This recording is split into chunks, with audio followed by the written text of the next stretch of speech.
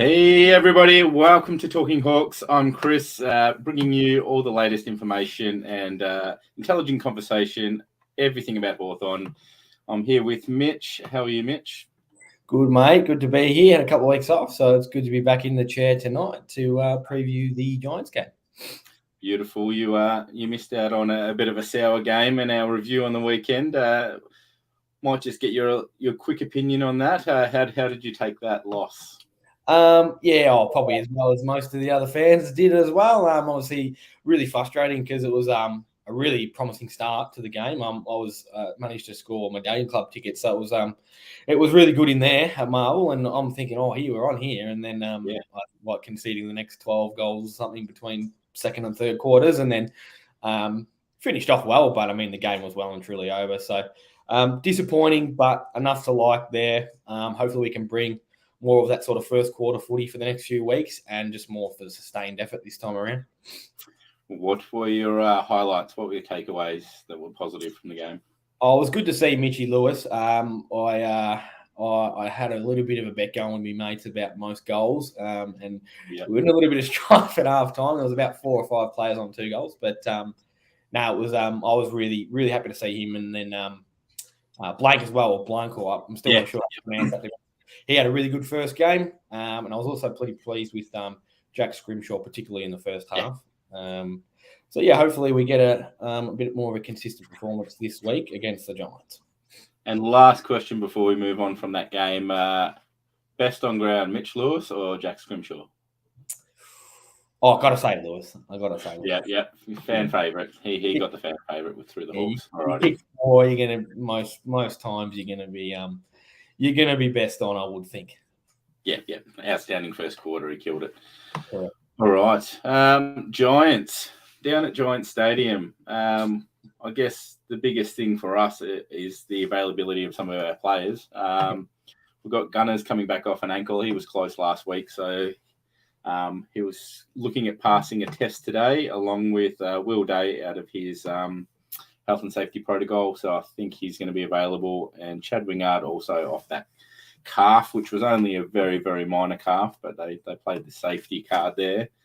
All available. Have you heard anything about their availability? Yeah, I think Will Day will definitely be in. They said he'll have to pass the test, but I mean, he's just coming out of health and safety. So I would think he's pretty much a lock.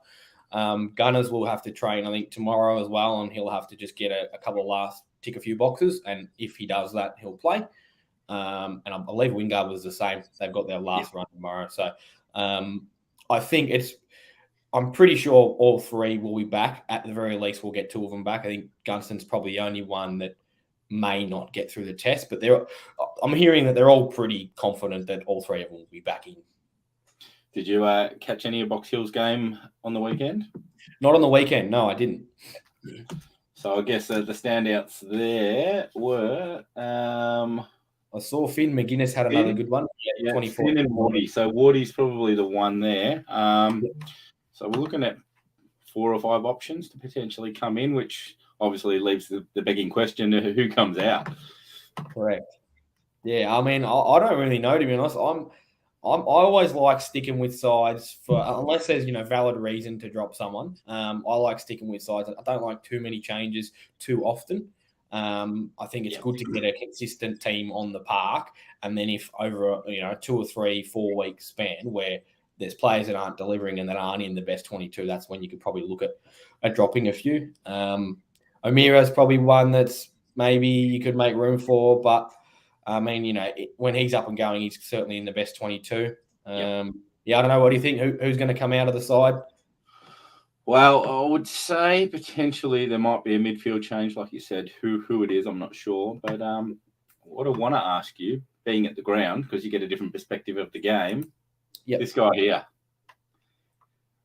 Yes. Give us your raps on this guy. What did you think? I was very, very impressed. It actually took me probably 10 or so minutes to actually realise that it was the young fella on his debut that was having such a good game. Yeah. And I ended up saying to one of my mates who's also a Hawks supporter, I said, "Oh, geez, that's our debutant, isn't it?" He goes, "Yeah." I said, "Oh, I like what I'm seeing here." Yeah. And I went and watched some highlights during the week. It ended up being quite a big night. So I ended up going and watching some highlights during the week, and I was very, very impressed, especially for a first gamer. I think we might have found another one there, hopefully. Oh, definitely. Unless he's played out of his skin. But, yeah, I'm just quietly hopeful he can produce something like that every week in, week out. Yeah, we'll be doing pretty well, I think, if he can do that, if he can replicate that. So onwards and upwards, and it was very, very good to see.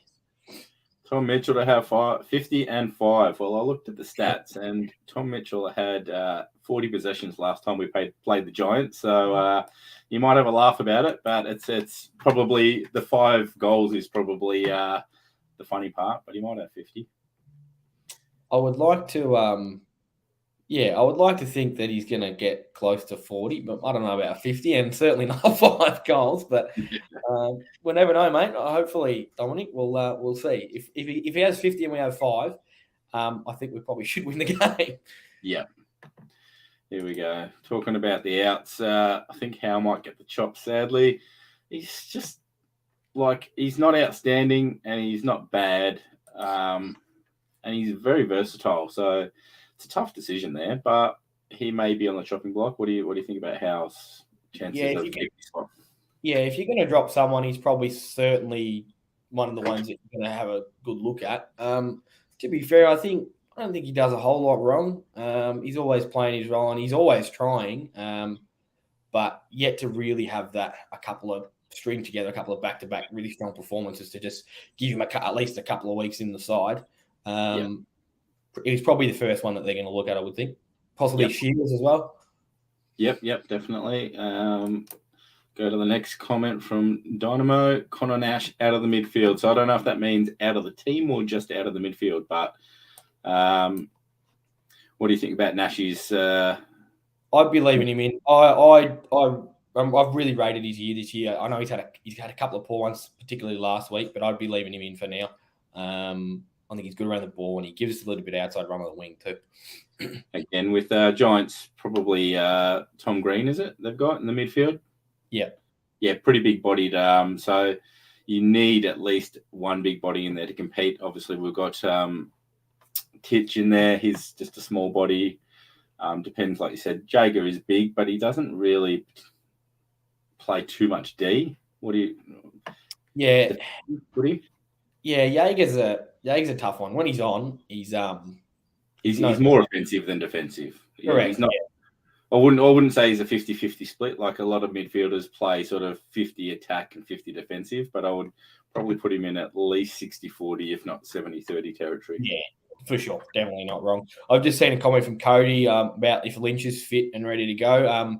I think him and McAvoy are both progressing quite well. I think they're still probably 2 weeks away at best. But they are progressing pretty well. They said in the injury update, the physical performance manager, Luke Boyd, put out a video tonight saying that they're not too far away, but they've been through a heavy conditioning block in the last sort of 3 or 4 weeks, getting them ready for match fitness again. They'll do some simulation in the next 2-3 weeks and some skills, and then hopefully they'll both be back on the park. Look, hopefully in about 2 weeks or even next week, but I wouldn't think any of them are going to get a call up this week. Yeah, no, I don't think they're available this week. I think his comment was sooner rather than later. So, like you said, it's probably somewhere around that 2 to 3 week mark that they'll be available. Be good to see McAvoy back on the park after that freakish injury. Yes, it will be. He's he's obviously our skipper, so he's a vital cog in our midfield and just even around the team as a whole. So, Wardy, what do you reckon Wardy's chance of coming in? I guess, like you said, we've already got Gunners, Day and Wingard. Do you think they're walk-ups? Is Wardy, he's been down in the twos for a bit. You reckon he's due for a call-up? Oh, he's definitely playing well enough. It's just who comes out. You can't pick all of them, unfortunately, but he's had a good few weeks. I think he was listed in their best at Box Hill for last week. So, yeah, I mean, he's playing well enough. It's just who comes out. That's the thing. It is hard, isn't it? I'll probably need to get the team list up there and see who's probably looking at missing out. I guess the forwards, if you're bringing in Gunners, you're pretty much getting rid of a forward, aren't you? Yeah, well, I mean, this could be a bit controversial. What do we think about maybe giving Cosius? But I know his last few weeks have been probably a little bit poor. Do we think maybe he probably just needs a week. I mean, I know we are coming off a bye, so you wouldn't think he's underdone, but I thought I've been a little bit disappointed in the last probably 3 weeks with him. Yeah, I don't know if you'd call Jack's probably coming into the team, maybe not our number 2 forward, but if Gunners is there in the forward line, it probably frees him up a fraction to play a slightly different role, Cozzy. And look, he's had some good games this season, so the potential's there. It's just that consistency. But yeah, and again, with Mitch Lewis, performing quite well, that also takes a little bit of pressure off. But yeah, that's true. Yeah, he does need to perform to keep his spot on the team, I think. Correct. Fans would like to see some stuff in the comments. Who do you think should come in, come out? I think Nick's just said there should be 10 changes this week. Big call, mate. Let's hear some of them. Because I'm struggling to I certainly know that there's players knocking on the door that are ready to, play AFL footy. But who do we bring out? Are we trying to be harsh on a few? Are we trying to maybe be a bit lenient and give guys a week or 2 extra to try and prove that they're able to be in the side? And how Shields, Impey we've got there. Yeah, from Greg. Just looking through the stats. So Butler, he was fairly quiet on the night. He had 9 touches and a goal, but I think after having a quiet game, he piped up in the last quarter and was pretty active. So correct. I guess that might be your Gunston in, Butler out potentially. Like you said, Liam Shields, that's probably one of the more obvious ones, and he might even come into the emergency position or the sub. Yep. Josh Morris was the sub last week, but he's managed to play a game at Box Hill on the weekend after he didn't get a game with the Hawks. Yep. I'd love to keep Butler in, but who comes out for Gunners, Cody? Come on, give us a name.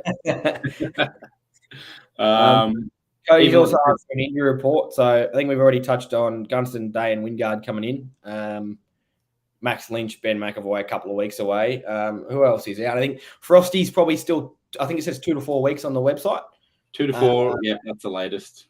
Yep. I mean, who else is there that's not playing? I'm just getting my phone up now, trying to have a look at who else is out. I can't think of anyone else off the top of my head. Yeah, the listed players is Connor Downey, who's probably not really pushing for selection at this stage. And then, like you said, it's Lynch and McAvoy to be confirmed, and then the other 2 that are on the long-term injury list. So, yeah, considering those 3 players coming back in, we're sort of just not too far off full fitness. Correct. Dynamo's just said play Cozzy down back. Yeah. Butler, yeah, agreed. Keep Butler. Butler's. Yeah. Yeah, sorry, there it is. Play Cozzy down back, but who's making way for him? Like Blank's just gone down there to fill that hole. I don't know if there is a spot for him there now. Yeah, I'd still, if we're persisting with him, I'm going to keep him in the forward line, I would think. Right. Cody's come to the call and answered my question here. Beautiful. Butler, Lewis, Bruce, Chad, Gunners, Moore. And is there room for Cozzy in there then, Cody? Are we putting him in the ruck or are we dropping him? Well, he could rotate through that forward line, I guess, when other players come out, but I can't argue with that. It's a pretty good lineup. Absolutely. Maury actually had a good game against Giants last time as well. He kicked 4. 4 goals, yep. Round 15 last year. So Hawks, we defeated them by about 18 points. I think it was 13-12-90 to the Giants 11-6-72. So Dylan Moore and Tom Mitchell are our 2 best on the day. Have a decent record against the Giants, 6 wins, 4 losses, 1 draw. However, we have not beat them at Giants Stadium. All 4 of our losses to them are at this stadium, and we have not won a game at the stadium. So we'll be hoping to break that hoodoo because there's not many grounds that we haven't won a game on. I can tell you that much. Yeah. Oh, well, definitely a chance. Like I said, I think we've beaten them the last 3 times we've played them. Oh, no, sorry. 3 out of the last 4 times we've played them. We've had a win. So it's a team we match up well against. And considering we've been sort of on the lower end of the ladder to actually beat Giants, who have done all right the last few seasons, Correct. Sort of quietly confident that we're a chance this week. And especially if you sort of come out and make a statement after last week's loss, you want the boys to answer and respond to that loss. Yeah, correct. I think the biggest thing that we'll be looking to do is rebound. And we know that we can play good room for Cosy at Box Hill. Yeah. Thanks, Cody. We asked for your suggestions and we've got them, so we like that. Look, I think we'll be looking to just we can clearly see that the good can match it with anyone. I mean, we're talking about the last year's grand finalists, and although we've got to look at the fact that we did get blown away for probably at least 50% of the game. There's still enough there to look at it and go, okay, we're good enough. Our best is good enough. It's just we need to sustain that effort. And against a hot and cold side, a hot and cold side like the Giants, because they're a bit like us as well. Their good is phenomenal. It is good. Yeah. But anyone can get them on their day as well. So it will be interesting. We'll hopefully break that 6-game losing streak at Giants Stadium, because if there's a good opportunity to do so, it's definitely this week. Yeah.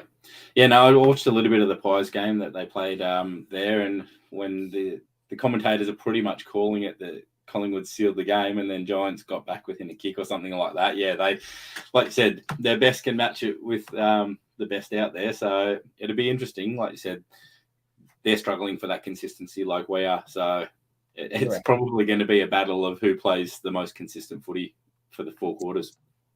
Yeah, exactly. And that's generally, I mean, you're going to play 4 quarters to win footy, or at least, 3 really good ones. So George has just touched on that there. Hopefully we can play 4 quarters. That will be the aim. So interesting one there, because he does a lot of grunt work. He does, you're right. And I think you already touched on this, Chris, but I think the forward line structure will suit Cozzy a bit more with gunners in there, and they can just all sort of rotate. So hopefully he'll be able to bounce back, because he's been a little bit below his best this year. Dynamo, you are 100%, mate, getting smashed in the contested possession and clearances all year. We are ranked 17th in the league for clearances. Giants are ranked 8th. We only average 32 a game. In saying that, we really haven't had a great deal of ruckman to choose from all season. That is true. That obviously is a big effect on being able to win the ball out of the middle when you're not getting first use. Yeah. However, it's certainly something we need to work on. I think West Coast are the only team below us in clearances, and contested possessions. I believe it's either 15th or 16th for the season. So that's obviously, I mean, you got to win. You got to win footy out the middle. There's no doubt. You look at all the good sides; they can score and they win their footy out the middle. So we'll see how we go. The only other stat I wanted to touch on across the 2 sides was intercept possessions. We're ranked eighth, in the league, and the Giants are ranked 17th. So if we can get our game going in the back half and really pick off their I guess work forward of centre, we'll be able to then, we'd like to obviously play through the corridor, and hopefully we can get a little bit of forward line structure, get Lewis leading up again with Cozzy, Gunners down there, and then Morey and Butler, Brewsty at the crumb. Hopefully we'll be on our way to kicking a winning score. Yeah, I think so too. I guess the thing with Cozzy being an NFE selection is being the chop out, being that second ruckman to give Reeves a breather. If it's not him, I'm guessing maybe Callo's a chance. Otherwise, you got Nashi. They experimented a little bit with how playing ruck, but who have Giants got? Is it Braden Pruce?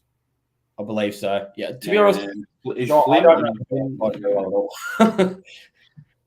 I'm not sure. I might be able to quickly check. I'll just touch on Callo, Nick. Thanks for that. Callo should be in. I think had he had a good week last week, he might have been looking at a call up, but they actually said it was probably his worst game for Box Hill. So last week, so I think he was going to struggle to get a call up on the heels of that performance. But he'll be looking to bounce back at Box Hill this week, and we can hopefully see him back in the side sooner rather than later, because I've liked what I've seen from him so far. But it wasn't the week for him that he was after last week. Lockie Keefe got the most hit outs for Giants, so maybe they're struggling for ruckman themselves. It's been a competition-wide crisis with many of the rucks. Peter, you've just touched on Callow as well, mate. Thank you. Callow looks a bit lost in the senior side. I do agree. He's obviously very young, though. That's only going to come with experience. So he can continue to play at Box Hill, and then every chance that he gets to come and play for seniors or the AFL, as long as he's trying to improve, and I think he's got the ability. But obviously, it's a cutthroat sport. Yeah, it's one thing to come into the team and be, second, third player as a target, but if you're coming in as the main man, as the main target, it's a pretty big step up from VFL to AFL level. So he's only played a handful of games, so I'm happy to give him a couple of seasons and just, ease into it because, we look Mitch Lewis killing it now, but was he killing it a couple of years ago?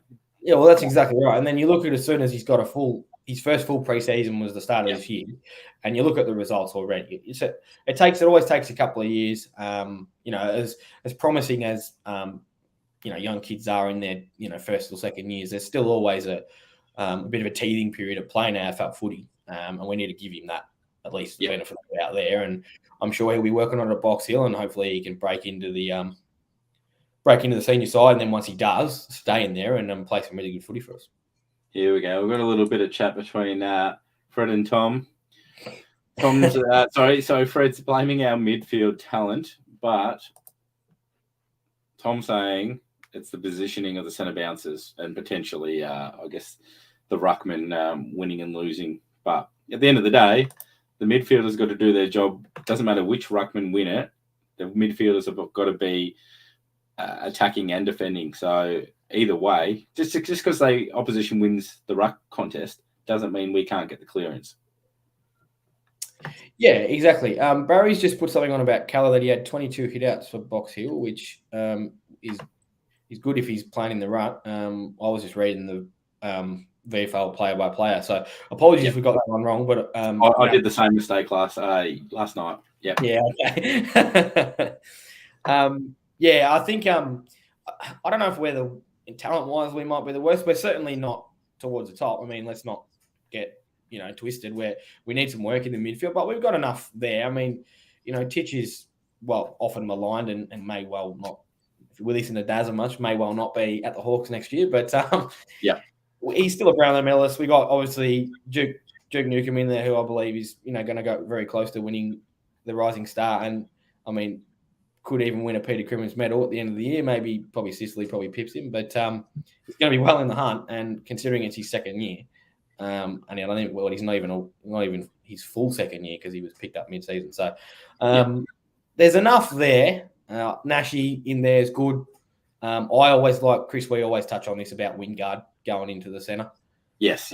He gives it just a bit of a different look. There just seems to be a bit of pace in there, almost that sort of. It's it's his spark. It's what gets him going. Because if it's quiet in the forward line and he's not getting his hands on it, I think that's just I don't know, whether it's mentally or physically, something just doesn't click for him on the day. I don't know if he gets bored. I don't know, but when he gets that spark in the midfield and he just lights it up, he's an X factor. Yeah, correct. As soon as I see him in the centre bounce, I'm always keeping a closer eye on the midfield. I like seeing him in there. I think he just adds something a little bit different. The return isn't always there, and he's funny. He often gets a bit wrong-footed. He'll be on the wrong side of the ball, and he's only just. But if it does happen to spill his way, he's often gone, and someone got center clearance and lead into the big talls in the forward. And just little things like that create some. It's not always going to go his way, but I'm always very keen to. As soon as he's in there, I'm very keen to see. So, talking about John Newcomb, one of the boys sent through in the chat group. He is second in the comp for most tackles broken. So, getting tackled and breaking the tackle and running away from it, he's ranked second. That's a phenomenal stat for a second-year player. Absolutely. Who was above him? Sam Pepper, I think it was. Okay. Yep. Cool. He's mate. Well, I can't say enough good things about that fella. He's going to be one to watch for hopefully the next 10 years. To be honest. Yes, very very impressive. So we haven't really covered who's coming out, but I'm probably going to throw him under the bus here. Warpool. He got a lot of possessions, but I don't think he used the ball that well again last week. So I'm wondering if we're bringing in Wingard and Day, that it could be Warple going back to the twos again. Am I a little bit harsh there, or what do you think? No, I don't think so. I think he didn't use the ball well at all last week, but he wasn't the only one. I think it wasn't through lack of effort. He was trying his butt off, but yeah. I think he was. Look, I think he was better than before he had that spell at box. I mean, he's better than what those weeks were, but it's still not up to the standard that we're asking from him, and he would know that. So yeah, he's certainly at the moment. He's certainly not going to have more than a couple of weeks on the park the way he's playing. He's going to be in and out of the side, and once he's out, if the boys are sick of giving him chances, then we might have to trade him. But all reports are, Dynamo, that there's not much value in the trade. There's not really anyone interested. Yep. So he's probably, if he's not going to be a weekly player, he's a good depth player that you can bring in if we're lacking in the midfield. And I can't really say he's, super good down forward or something like as a resting forward. Can you turn him into a half back? Not really, because who's on our list at the moment, and you need to really be a good kick coming off the back line. So don't know. His time might be up soon if he doesn't turn it on. Yeah, and obviously we've got some more now in the comments. Peter, Warple, or Howe. Could probably drop both, to be honest. Howie, I think Howie. If we're going to persist with one of them, I think Howie's the one. I think Warple's probably on his way out. But I mean, I saw a comment earlier, and apologies because I don't know who this was, but that we cannot play Titch and Warple in the same side, which I do agree with. They're very similar players. Can both just use the ball pretty recklessly, gets a lot of it, but unfortunately don't hurt you as much as we would like to see. And old Tom dump it on the boot Mitchell, as I like to refer to him. There you go. Thanks, Greg. Thanks for finding that, mate. It's certainly something I'm in agreement with. I don't think he's. I think he's. If we lose one of them at season's end, you never know. Then the other might step up. I don't know if we'd want to lose both, but Cody's got his back. I hope you're right, Cody, because his DNF year was outstanding. But where's it gone? How can you just lose it? It's like riding a bike. You should be able to just get back on the bike and go. Yeah, correct. He just looks just bereft of confidence, I think. And once you start stringing a few maybe ordinary performances together, it's very hard to break those shackles and then continue to play good footy. Like, it's a cutthroat business, and it's easy for us to sit here and say critique them, and as much as fun as we have, I can't imagine it's easy for him. But we all hope that he gets back to his best, because we know his best footy is.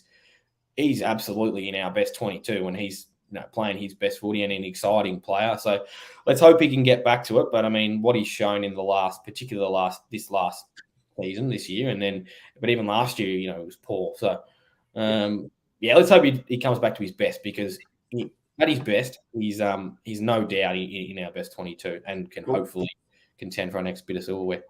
He did respond. He had a couple of average games at Box Hill the first 2 weeks, and then the last two that he played there, he played quite well. So who knows whether another stint down there might do him some good. But I guess the other player I probably want to talk about, I guess, like I said, with Will Day potentially coming back in, either maybe a wing or a halfback flank, might put Impey under the spotlight as well, who's just been a bit hot and cold. I know he's come back off an injury too, so don't want to be too harsh on him, because we know how good he can be. But just struggling for form at the moment, might be his time to just have a rest as well. Yeah, definitely another one that doesn't use the ball well enough for me. Obviously, his running carry's good, but we've got a bit of that with Scrimshaw and CJ especially running off the halfback flank. But he's certainly one that is probably going to be put under a microscope, maybe persist with him for another couple of weeks. Yep. However, he might have some other niggling injuries or something else going on, but I'm not sure. I'm not sure what's going on. I just think I obviously, as most fans do, I really don't hate turning the ball over, and especially when you turn it over in the wrong spots. And Impey's always seems to be one of the ones turning over in horrible spots that generally will lead to scores. Yep. And if you're doing that more than once or twice consistently in a game, you're probably going to be looked at for the axe come selection. Yes. Hello, Ants. Welcome. You're half an hour late, but welcome. Cody's backing Sam Mitchell in to unlock the mystery around Warple. I hope you're right, Cody. Let's hope he comes to the table. There we are. Sorry. Yeah, all good. And then Tom's got try O'Meara Warple in the back pocket. Yeah, we could possibly try and change things up a bit, but then you've got to make way for someone. So who comes out? The back line's actually looking pretty decent. Dimmer's returning to form. Sicily's leading the best and fairest. Obviously, Blank's just played a really good debut game. Scrimmer's playing well. CJ's playing well. He's had a couple of ordinary performances, especially last week, but I can't fault his year so far. Hardigan's not really been in the side, but even he's played a role when he's come in. Who are we going to move around? We've got DGB to come back into the side. Yes. Frosty to come back into the side. So, we've got to make it work. That there's only 6 spots in that back line, and there's not really any room for passengers. So, maybe play them at Box Hill and give them the role down there, and just see how they go. And then if they're performing that role really well, then they can get that call up at AFL level. But I think our backline's probably holding up the best. Yeah, the game's evolved that way. I think that like the rotation and the midfield and going down forward, I think that used to be a bit of a trick back in the day, that they'd rotate through that back pocket position and give the midfielders a rest down there, but it doesn't seem to happen very often. And if a midfielder does make a move into the back line, it's more of a permanent move rather than a rotation. Yeah, exactly. I've just seen a ripper of a comment from Dominic. Take the player magnets and throw them in the air. And where they land is where they play. Hey, look, you never know. Stranger things have happened. There was a player magnet board at the footy in one of the cheer squads a couple of weeks ago. And I did see that, yeah. That was quite funny. I found that, I don't know what he was doing, but I did have a laugh. I'm not sure, but hey, that might be something to consider. Yeah. Peter's said about Impey going forward. I actually don't mind that call, to be honest. Impey's, it could give a bit of a fresh look there. But again, it's all comes down to who we're moving around and who comes out. Butler's probably one that we probably need to see a little bit more from in the next couple of weeks. What do you think? He hasn't done much wrong, but I wouldn't argue if he gets dropped. Yeah, I think they're right to persist with him. He's he's obviously only, I think this is about his 6th game, if I'm correct, maybe a little bit more. I was going to say 5, but yeah. 5, it's around that sort of mark, 5, 6. I wouldn't think it's any more than 7. Ross, thanks for that. No quick and easy fixes available. We've got to remain true. We are in a rebuild. It's going to take probably 2 or 3 years, I would think, including this year. So another 2, I would think, at least after this season. As long as we can see a consistent performance, and I like the game plan. I think we're probably not skillful enough at the moment to execute that game plan properly. Mitch really is clearly instigating a game plan that he was really good at when he was playing, but we had better users of the footy in Mitchell, Lewis, Hodge going through there when they were playing. But, they're going to get that. And once they do, we're going to be able to cut open sides again like we did, in the 12, 13, 14, 15. It's going to take some time. We've got to be patient. It's not all about results. We'll see how we go. Slightly off topic. I think it's the second time mentioned tonight who bought our Poke venues. I believe the Hawks did release an article and did mention the franchises or companies that bought them. So I don't have the exact answer for you, but the information is out there and available. Yeah, I wouldn't know. I'll be completely honest. I wouldn't know. All right, so we've probably covered Hawthorn. Box Hill are playing GWS VFL team at Giant Stadium, 11:35 on the Sunday. So that's a double header for us, really. So I'm assuming that'll be on the AFL website via their app. Correct, 11:35. I think the game is, so 5th versus 8th. So an important game because the VFL ladder is starting to tighten up. So there's only I think they're on 26 points. They've got a draw in there, the Giants, and we are on 28 at 5th. So 5th versus 8th, obviously starting to approach the skinny end of the season. Could be, if the season was ending now, we'd be getting a look at week 1 on the finals. This would be the matchup. So certainly important from Box Hill's perspective. Cody's backing them to bounce back and win by 30 points. That might be a good opportunity to segue into predictions, Hawks fans, from the Box Hill game and our game. What do we think? Are we going with our head or are we going with our heart, Chris? Yes, I did my preliminary tips today with my reminder. I like to just get tips in and I can change them before the game. And I instinctively put Giants in. And it might have been Daz playing with my head last night saying that he's a curse. So if he tips Hawks, they lose. So he was like, I'm tipping Giants. So that means we're a chance to win. I've put Giants in on my tipping. But like I said, with those 3 players coming back in and without knowing their ruck setup, which looks like they're pretty thin on the ruck, I was expecting Ned Reeves to really dominate last week against Bulldogs, which didn't happen. Hopefully he can make some changes to that and get the mids going at the midfield and set us up for a win. I'm torn. It's definitely a winnable game. I think the head versus the heart. I think head saying Giants, and I think the heart saying Hawks. Yeah, I'm gonna back us in. I'm a little bit the same, but I'm gonna back us in and say that both of our sides going to get it done on the weekend. Box Hill on a close one, and then Hawks by 23. I've seen Hawks by 23, Peter. So you've called that first. I'll give you that to you, mate. I'll say 22. I think we'll bounce back. I do often like to see after we've had a disappointing result. Generally speaking, whether we get the win or not is one thing, but generally speaking, we do find a way to respond.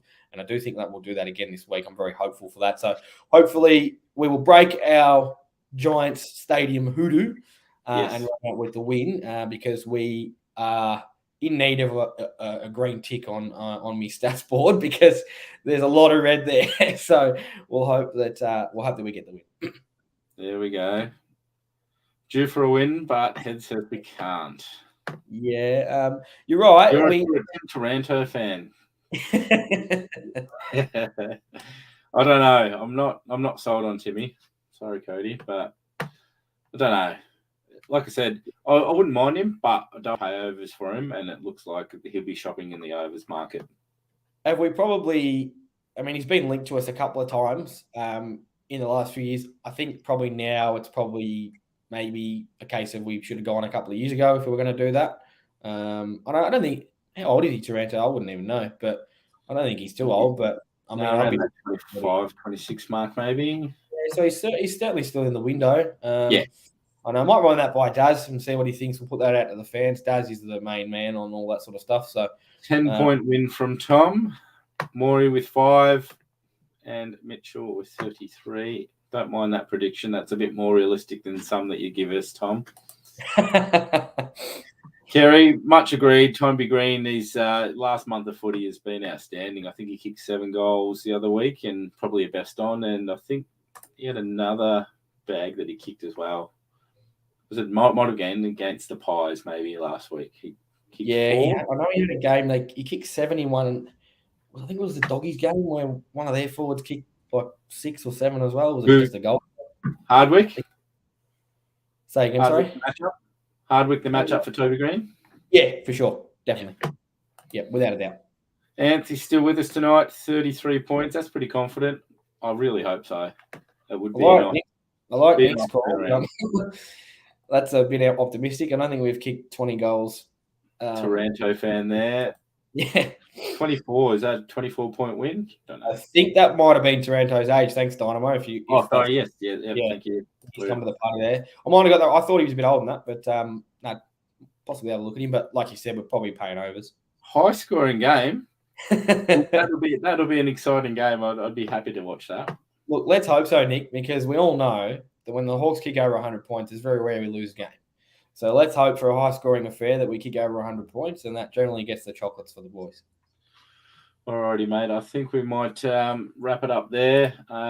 Thanks for joining us tonight, guys. Hopefully the Hawks can give us a better outing this weekend. And, we'll catch up with you next weekend. Correct. Thanks, guys. Go Hawks.